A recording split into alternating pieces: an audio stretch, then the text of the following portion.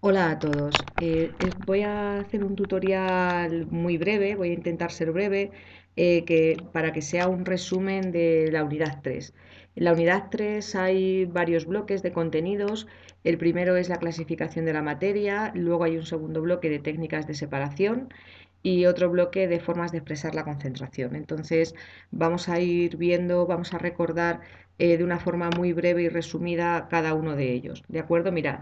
En la clasificación de la materia, ya sabéis que la materia se puede clasificar en sustancia pura, sustancias puras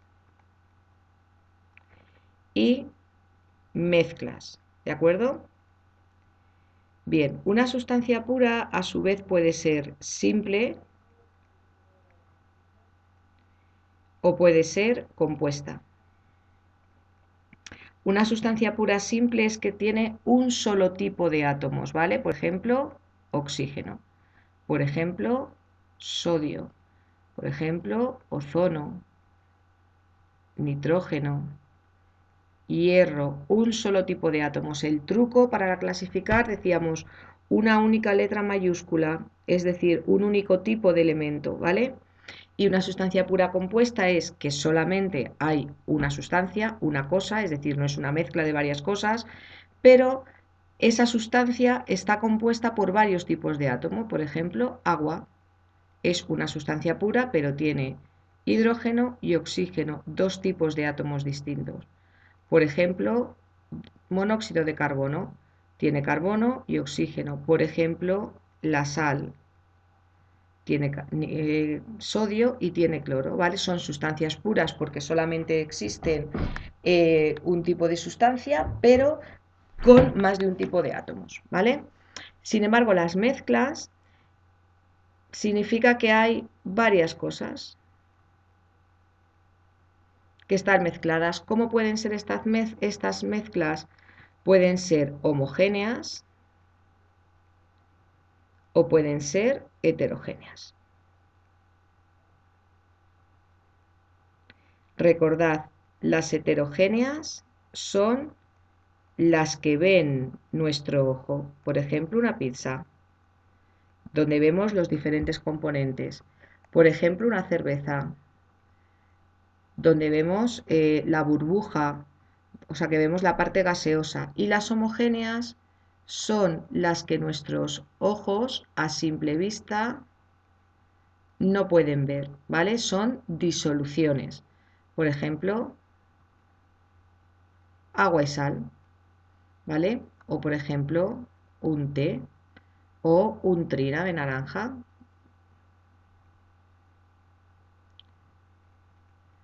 O una moneda, que es una aleación de varios metales, pero no distingo los metales, ¿vale? Mezcla homogénea. Luego también teníamos dos tipos de mezclas especiales. Las aleaciones, que es una disolución sólida, es decir, es una mezcla homogénea de metales, de distintos metales, ¿de acuerdo? En el que yo no distingo los metales de los que está compuesta la aleación, por eso es homogénea. Y luego los coloides. Acordaos de los coloides, que son disoluciones heterogéneas pero con aspecto homogéneo, y entonces nuestro ojo no lo ve, pero sí que lo podemos ver al microscopio y sí que lo podemos ver mediante el efecto Tyndall. ¿Os acordáis? Un haz de luz, una linterna, pasa un haz de luz y si es un coloide se dispersa la luz, ¿vale? Y el rayo sale dispersado. Y si es una disolución, en una disolución homogénea, pues el efecto Tyndall sería que yo aquí tengo mi disolución, no hay efecto Tyndall, ¿de acuerdo? No veo pasar el rayo, ¿vale? Esto es lo que me dice que es un coloide. Alguna de estas dos pruebas. Coloides, todas las salsas son coloides. El gel, champú, coloides. Niebla también es un coloide. la espuma, o sea, tenéis en el libro, tenéis una página con un montón de ejemplos, ¿vale? Eso en cuanto a la clasificación de la materia. Sustancias puras, que pueden ser simples o compuestas, y mezclas que pueden ser homogéneas, heterogéneas, aleaciones o coloides, ¿vale? Las mezclas homogéneas es lo que se llama disolución, que veremos ahora después. El siguiente bloque que vimos es cómo se separan las mezclas.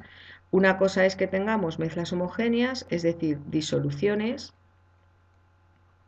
que nuestro ojo no ve, o que tengamos una mezcla heterogénea que nuestro ojo sí que ve, ¿vale? Bueno, pues en la separación de mezclas heterogéneas teníamos la filtración para separar mezclas sólido-líquido, ¿vale? Por ejemplo, arena y agua, y lo paso por un filtro. También teníamos la criba para separar mezcla sólido-sólido, pero de distinto tamaño, ¿vale? Piedras de distinto tamaño, por ejemplo. También teníamos la separación magnética, ¿vale? Para separar un metal de la parte no metálica, por ejemplo, azúcar y hierro, pues le paso un imán, ¿vale? Y el hierro se quedaría adherido, pegado al imán. Teníamos también la decantación. ¿Os acordáis del embudo de decantación con una llave aquí, ¿vale? Para separar líquido, líquido inmiscible, que no se mezclan.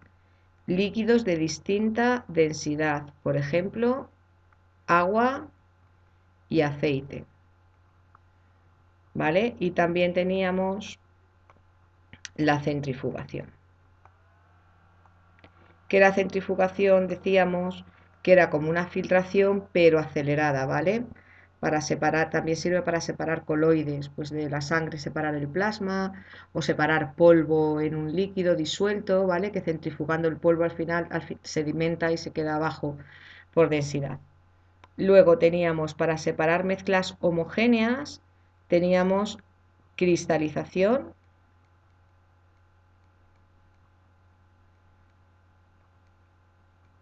por ejemplo, sal en agua, como está disuelta, aunque yo le aplique un filtro, la sal como está disuelta en el agua va a pasar por el filtro y voy a seguir teniendo agua salada. Pues ¿qué hago? Dejo evaporar. Dejo evaporar, el agua se evapora y al final me queda en el fondo de mi recipiente la sal precipitada, ¿vale? Y luego teníamos la destilación. Esto es para separar sólido-líquido, y la destilación para separar líquido-líquido que tengan distintas temperaturas de ebullición. Por ejemplo, alcohol y agua. El alcohol ebulle a 80 grados, el agua ebulle a 100, con lo cual no me atrevo a hacer el dibujo, va a salir fatal. Con lo cual, si lo ponemos a hervir, nuestra mezcla, ¿de acuerdo? Lo que primero se va a evaporar es el alcohol. Pues lo que hacemos es, mediante un refrigerante, ¿vale? Con entrada de agua fría para que por condensación el vapor de alcohol que salga por aquí condense y luego caiga aquí, gotita a gotita. Cuando nuestro termómetro suba de los 80 grados, es que ya tengo aquí todo el alcohol y cambio el vaso, ¿de acuerdo? Destilación. Bueno, el siguiente bloque es formas de expresar la concentración y aquí es donde está toda la parte práctica de problemas. Vimos tres formas, tanto por ciento en masa, tanto por ciento en volumen y gramos litro. Y además voy a poner aquí de regalo que la densidad es masa entre volumen, porque esta es una fórmula que dependiendo de los datos la vamos a tener que utilizar. Bueno, pues tanto por ciento en masa masa de soluto, masa total y por cien. Tanto por ciento en volumen, volumen de soluto, volumen total y por cien.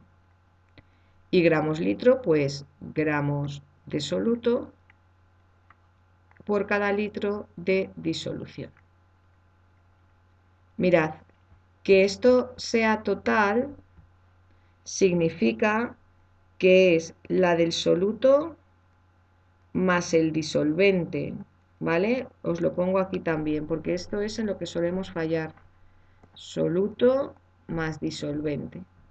Son tres fórmulas muy sencillas.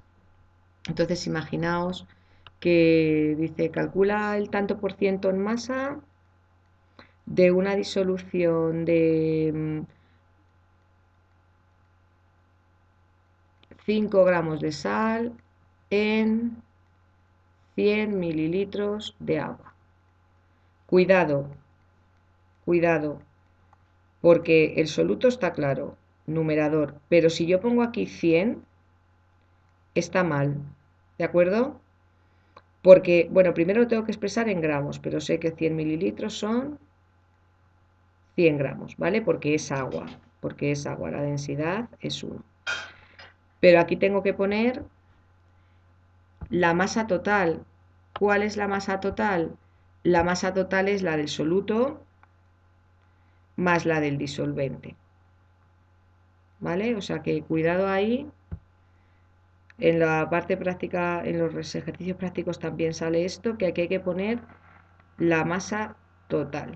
Y en la parte del volumen igual, imaginaos que nos dicen que tenemos una disolución que hacemos una disolución con ácido clorhídrico, por ejemplo, que pesamos, mirad, este es un poco más difícil, me lo voy a inventar, que pesamos 5 gramos de ácido clorhídrico de densidad 1,23 gramos partido de mililitro y lo disolvemos en 200 gramos de agua.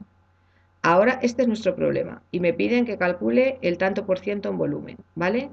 Ahora todos los datos que me dan son gramos y yo tengo que poner volumen. Yo no puedo ir aquí a lo loco y hacer 5 entre 200 y por 100. Esto está mal, ¿vale?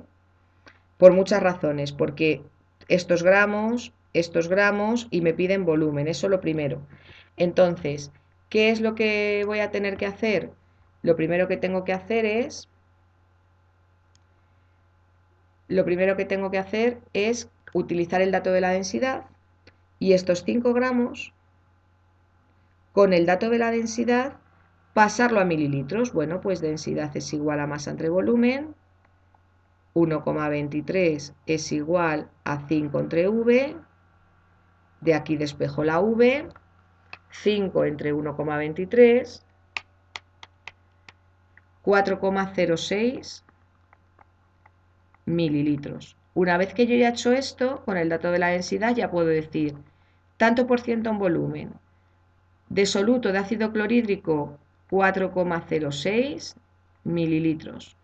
De disolución, cuidado que si yo pongo aquí 200 sigue estando mal. Es verdad que estos 200 gramos de agua son 200 mililitros de agua, porque la densidad del agua es 1, pero es que es el volumen total, más 4,06. O sea que yo tengo que dividir 4,06 entre 204,06. Y eso me da, al multiplicar por 100, 1,98. O sea, el tanto por ciento en volumen es 1,98. ¿Vale?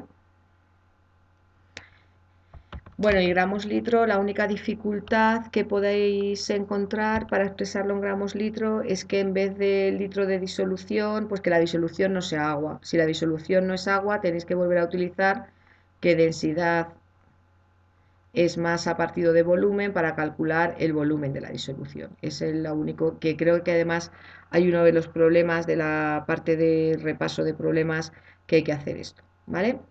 Bueno, y lo último es la solubilidad. La solubilidad es una propiedad característica de la materia, porque permite identificar la materia, ¿vale? Los datos de solubilidad son como los de densidad, son únicos para cada tipo de sustancia, ¿vale? Son datos únicos y eso nos permite identificar la materia. La solubilidad se mide normalmente en gramos o miligramos de soluto por cada 100 gramos de disolvente, que normalmente este disolvente suele ser agua.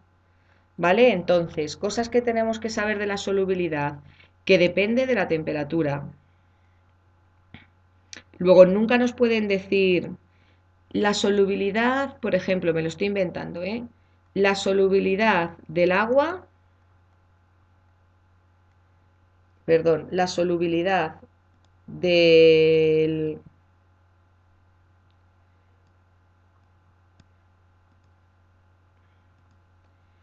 del cloruro de potasio en agua es de 34 gramos de cloruro de potasio por cada 100 gramos de agua. Si nos dicen esto, nos falta un dato. El dato es ¿a qué temperatura ocurre esta solubilidad? Bueno, pues en este caso tenéis el dato en el libro, ocurre a 20 grados. Porque a 30 grados la solubilidad será otra, igual es 36. Y a 40 grados la solubilidad es otra, o sea, es un dato que va variando con la temperatura. ¿De acuerdo? Y eso siempre hay que tenerlo claro. También tenéis que tener claro que en las disoluciones sólido-líquido, la solubilidad aumenta al aumentar la temperatura. Esto lo sabemos, pensad siempre en el colacao, que se disuelve mucho mejor en caliente que en frío, y en la solubilidad en las disoluciones gas líquido, ¿vale? Pensad en los refrescos, en la cerveza, en el agua con gas, pues la solubilidad disminuye al aumentar la temperatura. Se disuelven mejor en frío, ¿vale? ¿Cómo se hacen estos problemas? Bueno, pues mirad, estos problemas siempre se van a hacer por regla de 3, ¿de acuerdo? Mirad, lo normal es que os den una gráfica con solubilidad y temperatura o que os den una tabla con datos de solubilidad y temperatura. Es lo mismo, ¿eh? Porque aquí simplemente tenéis que coger cualquier punto y buscáis la solubilidad a una temperatura determinada. Entonces, pues lo que os van a pedir siempre es o bien identificar, si os dan una tabla de distintos compuestos, identificar qué compuesto es mirando el dato de la solubilidad, o por ejemplo, imaginaos que os digo que el cloruro de calcio tiene una solubilidad de 73 gramos por cada 100 de agua a una temperatura de 20 grados. Y os digo, ¿cuánto cloruro de calcio a 20 grados se puede disolver en 200 mililitros de agua? 200 mililitros de agua son 200 gramos de agua. Pues es una regla de 3, decimos si 73 gramos en 100 en 200 X y ya está. Pero siempre me tienen que dar el dato de temperatura, ¿eh? Tened esto claro, que no son datos únicos como la densidad que yo digo. La densidad del alcohol es 0,8, del aceite es 0,8, perdón, a cualquier temperatura, pero no, la solubilidad varía con la temperatura. Bueno, pues con esto yo creo que hemos repasado la unidad. Muchas gracias.